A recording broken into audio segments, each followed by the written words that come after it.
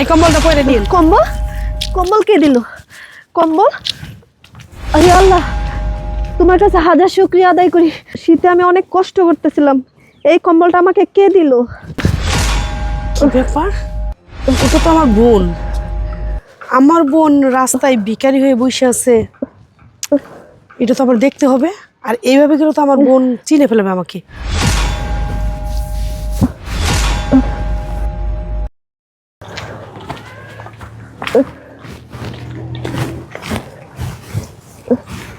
বোন, কম্বলটা আমি তোমাকে দিয়েছি। আপু, আপনি দিয়েছেন কম্বলটা? কিন্তু কেন দিয়েছেন আপু? আসলে কি আপু, এই কম্বলটা আমি ডাস্টবিনে ফেলে দিতে চাইছিলাম, পরে দেখলাম যে আপনি এই জায়গায় শুয়ে আছেন, তাই আমি আপনাকে দিছি। আর আপু, আপনি এই জায়গায় কেন? আপনার কি কেউ নেই? না আপু, আসলে আমার কেউ নাই। কি বলেন আপনি? আপনার কথা দেখে বোঝা যায় আপনি ভদ্রঘরের সন্তান। আর এই পৃথিবী থেকে আপনার বাবা মা ভাই বোন কেউ নাই? আসলে আপু, সত্যি কথা বলতে আমার সব আছে, আবার নাই বললেও চলে। আচ্ছা আপু, তুমি এসব কি বলতেছো? তোমার কথা তো আমি কিছুই বুঝতেছি না। যে তুমি একবার বলতেছো তোমার পৃথিবীতে কেউ নাই, আবার বলতেছো আছে। বিষয়টা তুমি আমার খুইলে বলো তো। আসলে আপু, আপনি যেহেতু সব শুনতেই চাইতেছেন, তাহলে আমি আপনাকে বলি। আমার একটা বড় বোন ছিল, বড় বোন ছাড়া দুনিয়াতে আমার আসলে কেউ নেই। আর আমার বড় বোনকে আমি প্রায় 1 বছর ধরে হারায় ফেলেছি। অনেক খোঁজাখুঁজি খুঁজছি, কিন্তু আমি পাইনি আমার বড় বোনকে। বড় বোন যে কোথায় গেছে, আমার ফোনও নাই যে আমি আমার বড় বোনকে আমি ফোন দিয়ে যোগাযোগ করব। আমার বোন থাকলে আমি রাস্তায় থাকতে হতো না। আমার বোন আমাকে অনেক আদর করতো, আজকে এভাবে থাকতে হতো না বোন। আচ্ছা, তুমি কি বললা বোন? যে তোমার বোন থাকলে তোমার রাস্তায় থাকতে হতো না, কিন্তু তোমার বোন এখন কোথায় আছে? আসলে বোন, আমার ভাগ্যটাই খারাপ। 1 বছর আগে আমার বড় আপু ঢাকা গেছে। ঢাকা যাওয়ার পরে 3-4 মাস ভালোই যোগাযোগ হয়েছে। পরে থেকে আর আপুকে আমি যোগাযোগ বন্ধ, আপুর আর খুঁজে পাই নাই। তারপরে বোন আমি ঢাকা শহরে আসি। ঢাকা শহরে এসে আমার বোনকে তন্ন তন্ন করে খুঁজে ফেলাই, কিন্তু কোথাও পাইনি। কিন্তু আমার বোনকে বোন কোথাও পাই নাই।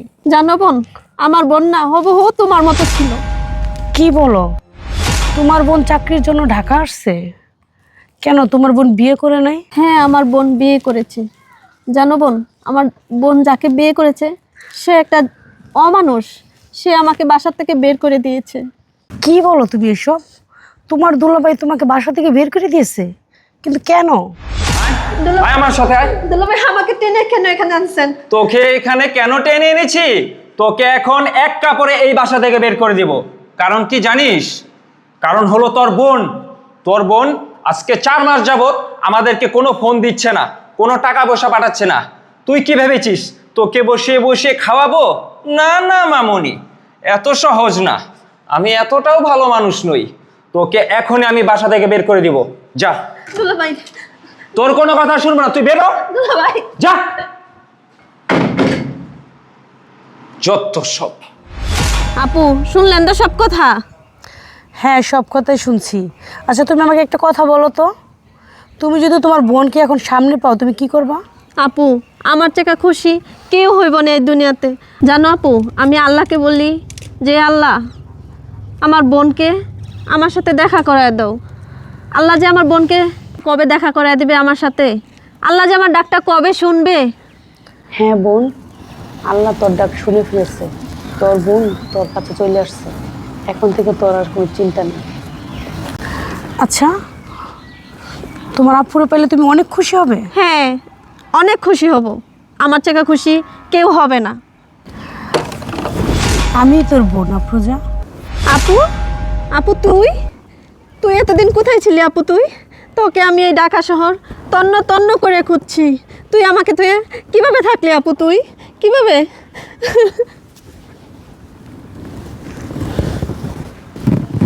থাক।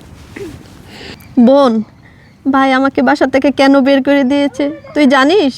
2-3 মাস তুই ভালোই যোগাযোগ রাখছিলি, তারপরে থেকে তুই যোগাযোগ বন্ধ করে দিলি।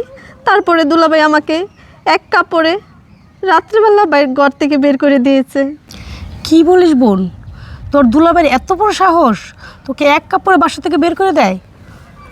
দেখ, আমি তোর বোন তোর কাছে চলে আসছি। তুই কি বলছিলি? তুই আল্লাহর কাছে সবসময় বলতি না যে তোর বোন তোর কাছে চলে আসুক? আল্লাহ তোর ডাক কবুল করছে, আমি তোর কাছে চলে আসছি।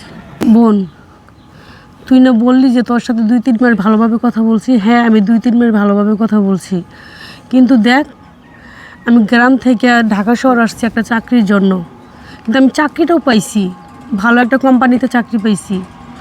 2-3 মাস ভালো চলছি, তারপর দেখ হঠাৎ করে কোম্পানিটা বন্ধ হয়ে গেছে। তখন আমি কই যাব ঢাকা শহর, আর আমার চলারই ছিল না, আর মাথার মধ্যে এত টেনশন ছিল যে আমি কি করব। তখন হাতে একটা ফোন ছিল, ফোনটা আমি বিক্রি করে দিছি। ফোনটা বিক্রি করে কয়দিন চলছি, আমি তাই তোদের সাথে কথা বলতে পারি নাই। তারপর আমি একটা ভালো চাকরি পেয়েছি। দেখ বোন, আজকে যদি আমার হাতে ফোন থাকতো, তোর সাথে যদি যোগাযোগ করতাম, তাহলে তোর আর আজকে এই রাস্তায় ঘুমাতে হতো না, আর তোর দুলাভাই তোকে বাসা থেকে বের করে দিত না।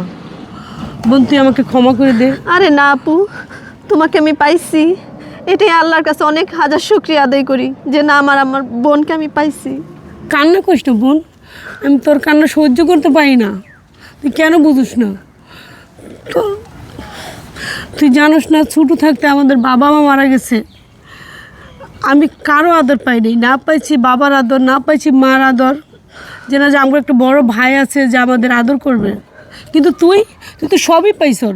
তোর আমি বাবা মার আদর দিছি, সবার আদর তোকে আমি দিছি, আমি নিজে না খাইয়ে তোকে আমি খাওয়াইছি। দেখ, আমি তো বিয়ে করতে চাইনি, আর তুই বললি কি যে আপু তুই বিয়ে কর, আমার জন্য আমার তোর লাইফটা নষ্ট করিস না। তোর জন্যই তো আমি বিয়ে করছি ওই অমানুষটাকে। আর দেখ, ওই অমানুষটাই আজকে আমার জন্য তোকে রাস্তায় বের করে দিয়েছে। সব কিছুর জন্য আমি দায়ী, তুই আমার মাফ করে দে বোন। আপু, তোকে আমি খুঁজে পাইছি, এটাই আল্লাহর কাছে অনেক হাজার শুকরিয়া। আপু চলো আমরা এখন বাসায় যাই। হ্যাঁ বোন, বাসায় তো যাব, কিন্তু তার আগে যে অমানুষটা আমার এই আদর বোনটাকে রাস্তায় নামেছে, তাকে তো আমি ছাড়বো না। চল, এক্ষুনি গ্রামে যাব, চল।